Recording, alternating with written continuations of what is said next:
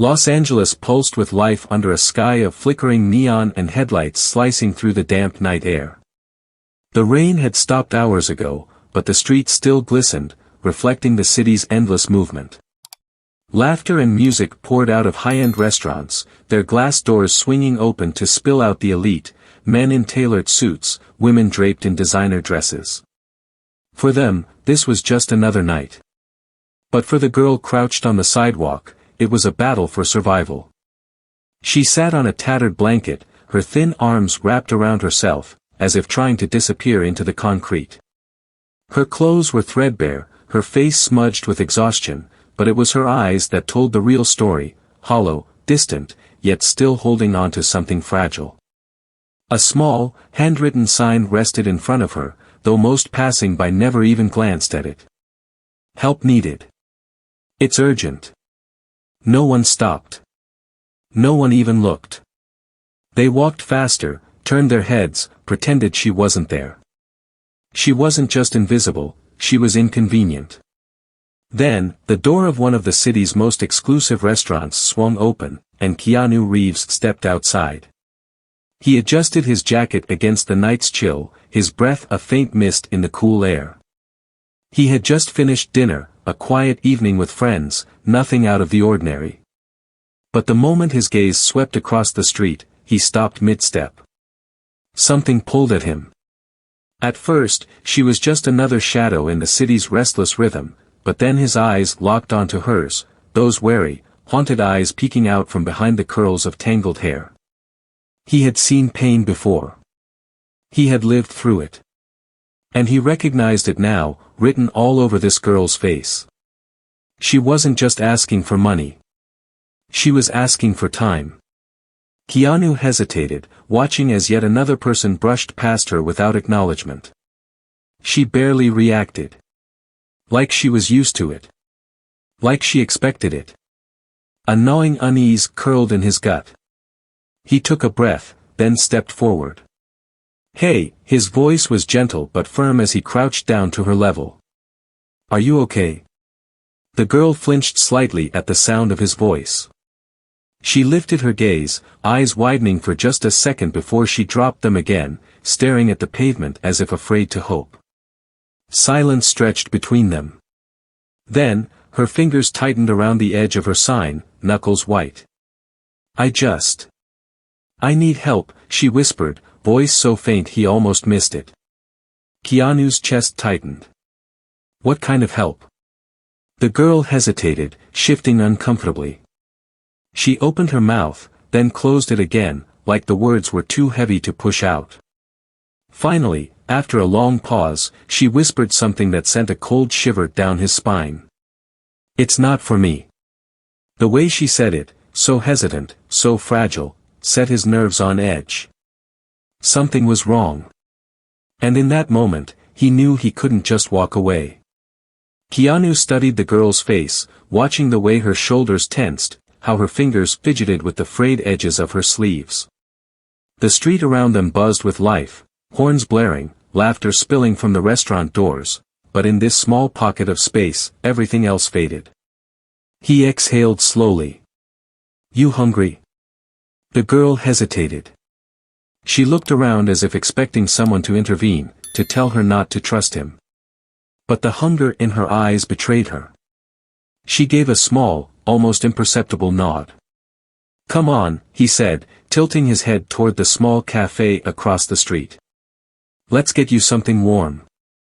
She didn't move right away. There was a flicker of doubt, a wariness that came from too many disappointments. But after a few seconds, she reached down, picked up her sign, and slung a small, tattered backpack over her shoulder. Wordlessly, she followed him. Inside the cafe, the warmth wrapped around them instantly, the scent of coffee and fresh bread filling the air. It was quieter here, a stark contrast to the city's chaos outside. Keanu picked a table in the farthest corner, away from curious eyes, and motioned for the girl to sit. A waitress approached with a polite but surprised look. Keanu Reeves in her cafe was not something she expected to see tonight. He smiled at her as if this were the most ordinary thing in the world. 2 hot chocolates. And whatever sandwich she wants. The girl barely looked at the menu. Just peanut butter, she mumbled. Keanu nodded, understanding. Something simple. Something safe. The waitress walked off, leaving them in silence. The girl kept her head down, tracing patterns on the wooden table with her fingertips.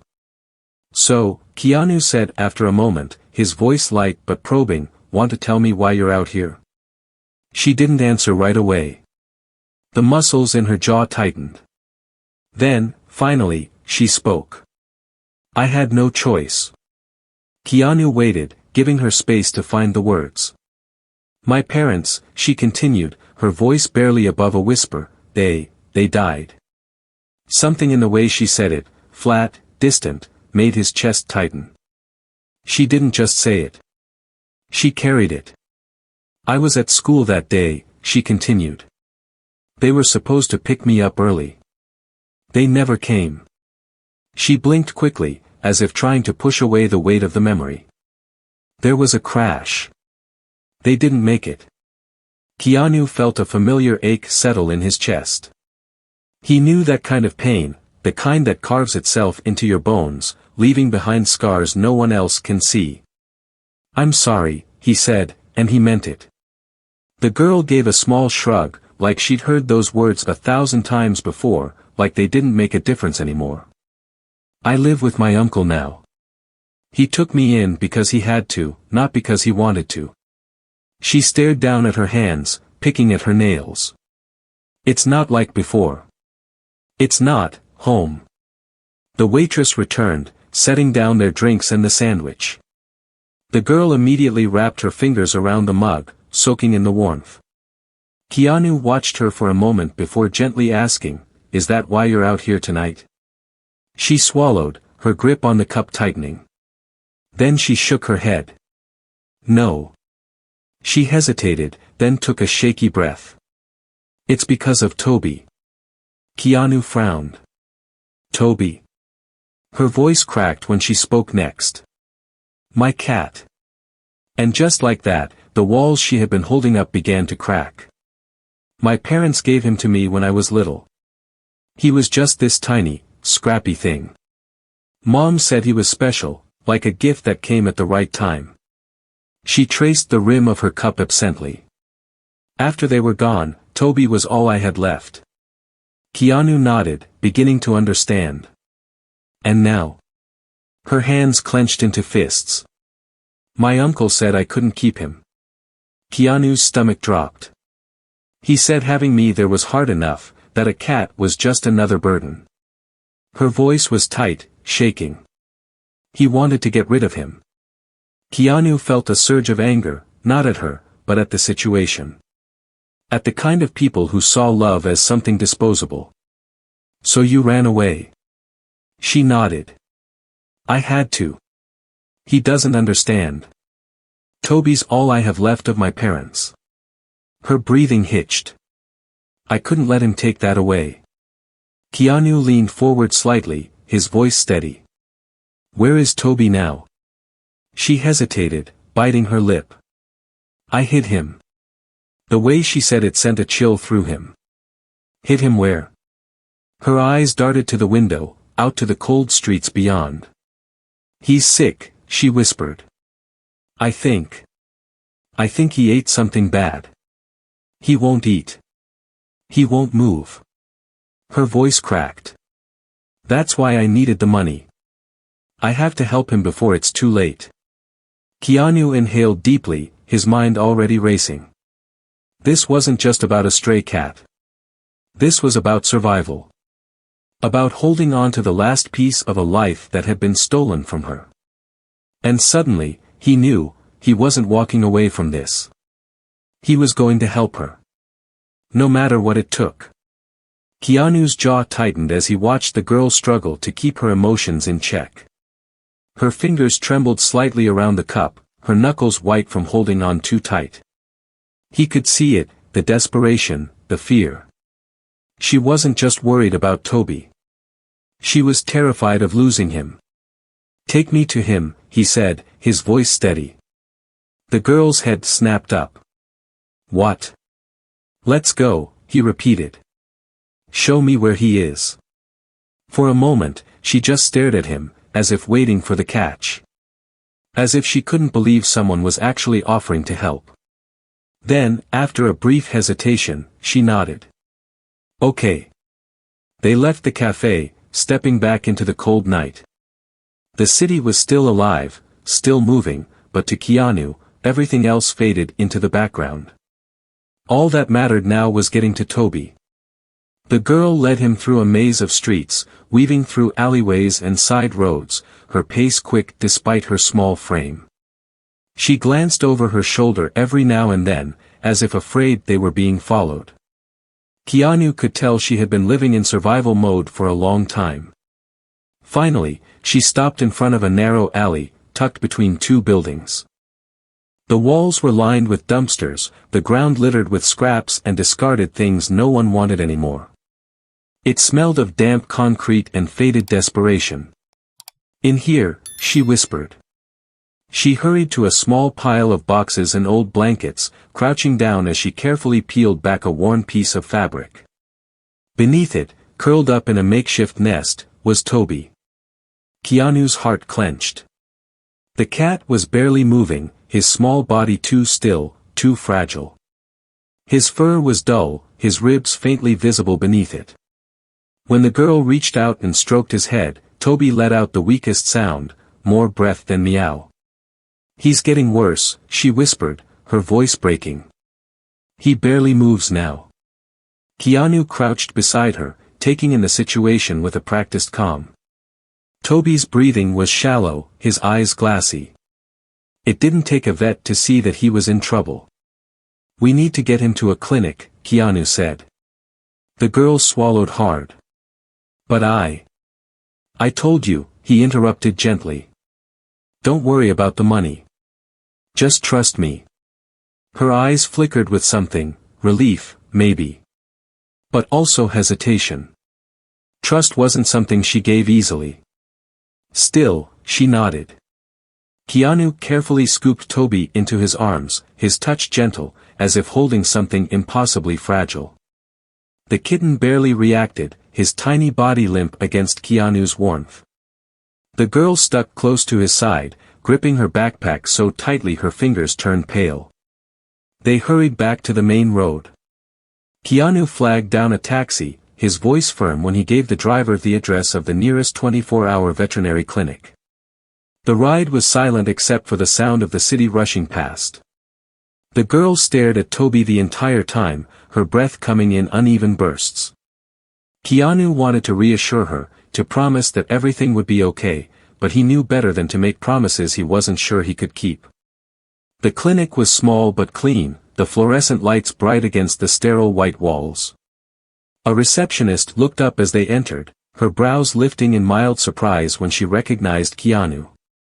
But before she could say anything, he spoke. We need a vet. Urgently.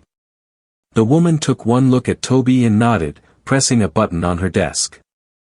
Dr. Mason, we have an emergency.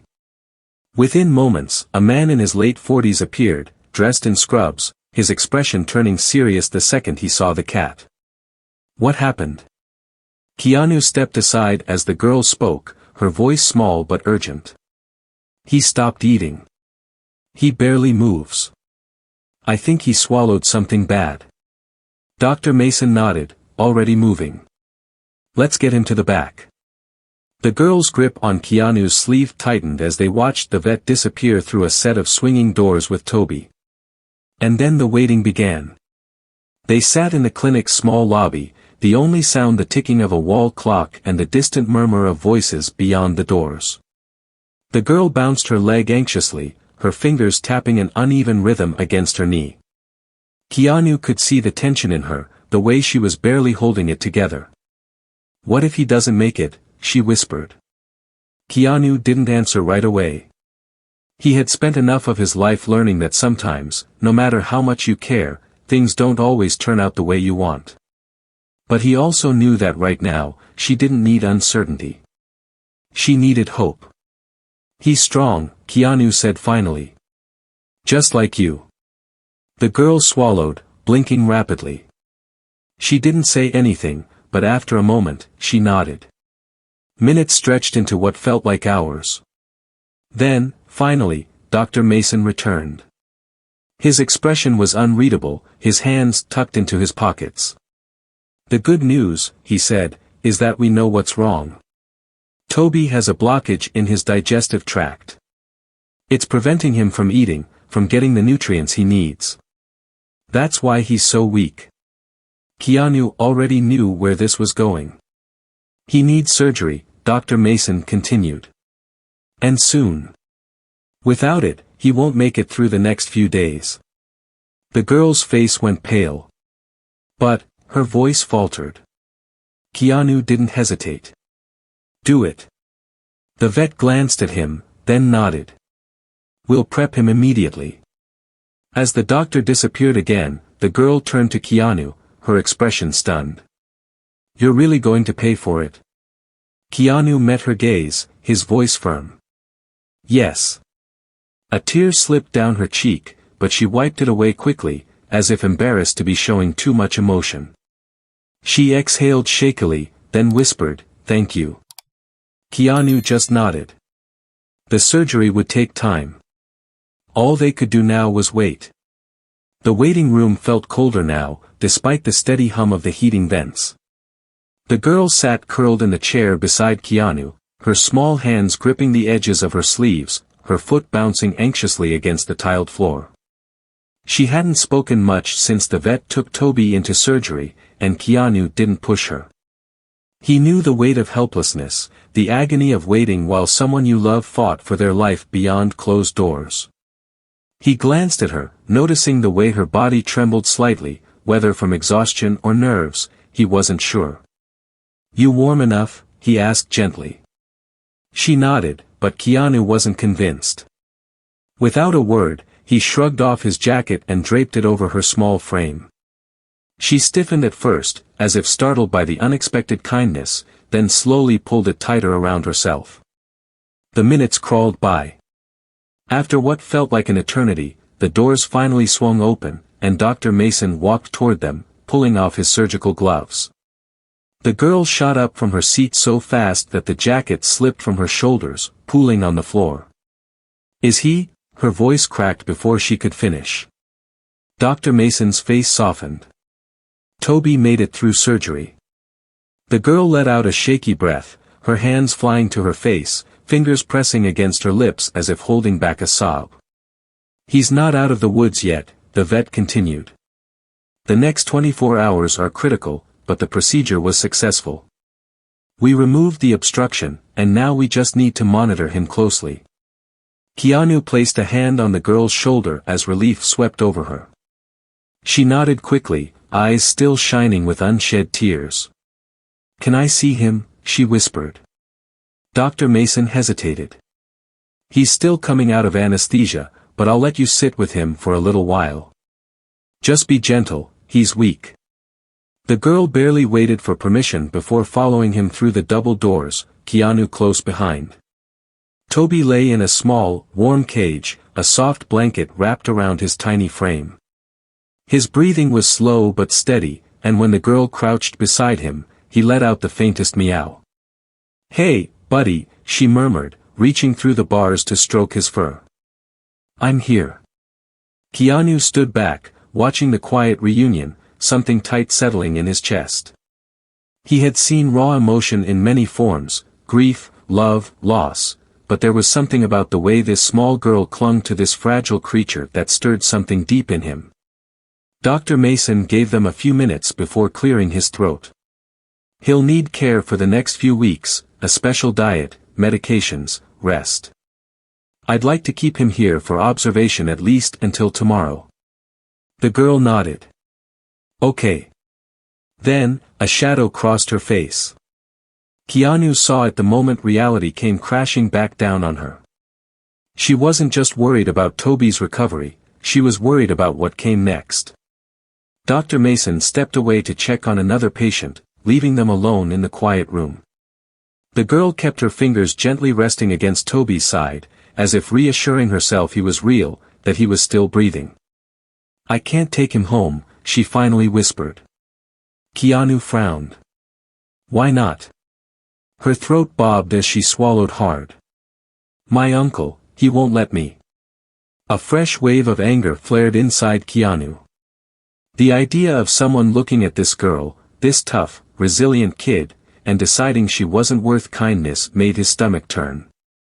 Then we'll find another way, he said firmly. She looked up at him, skeptical. Like what? Keanu rubbed the back of his neck, already running through the possibilities. He had resources, connections. Surely there was somewhere she could go, somewhere safe.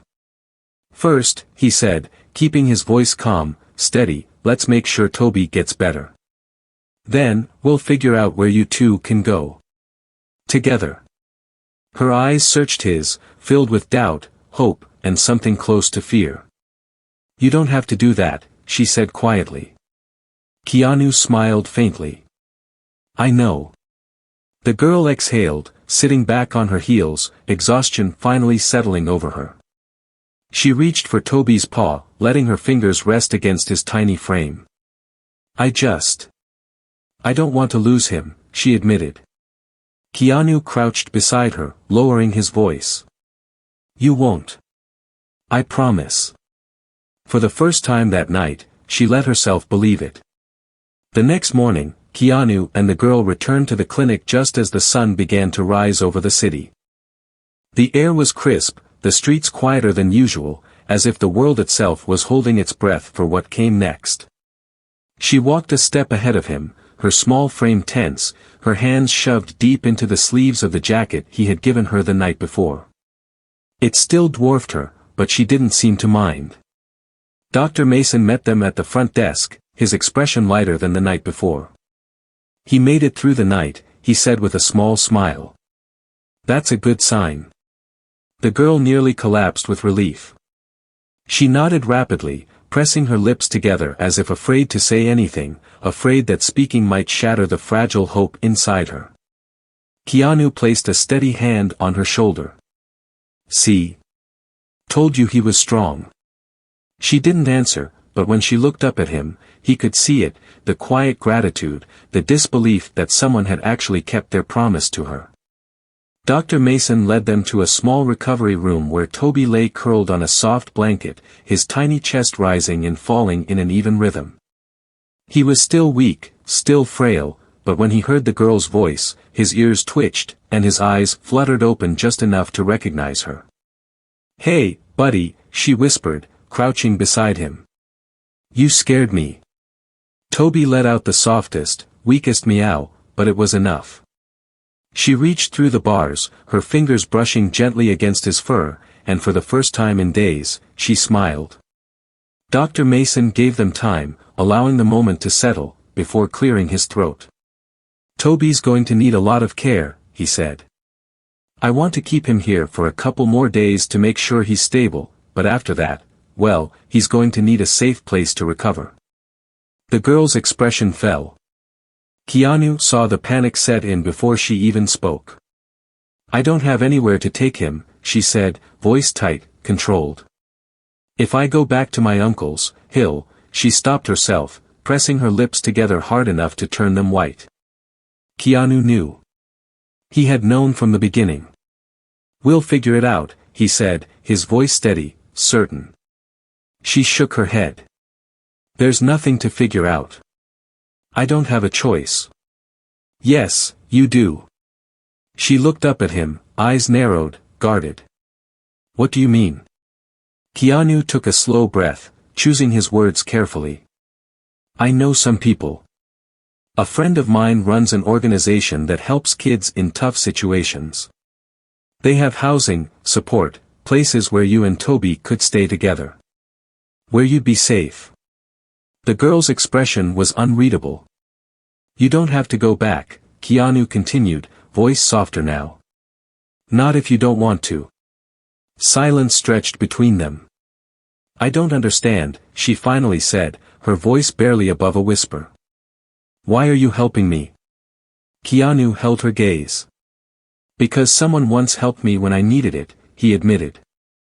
And because I don't think anyone should have to go through this alone. Her throat bobbed as she swallowed, her fingers curling into the fabric of Toby's blanket. Then, after a long moment, she whispered, "Okay." 2 days later, when Toby was strong enough to be discharged, Keanu drove them both to a small, quiet home just outside the city.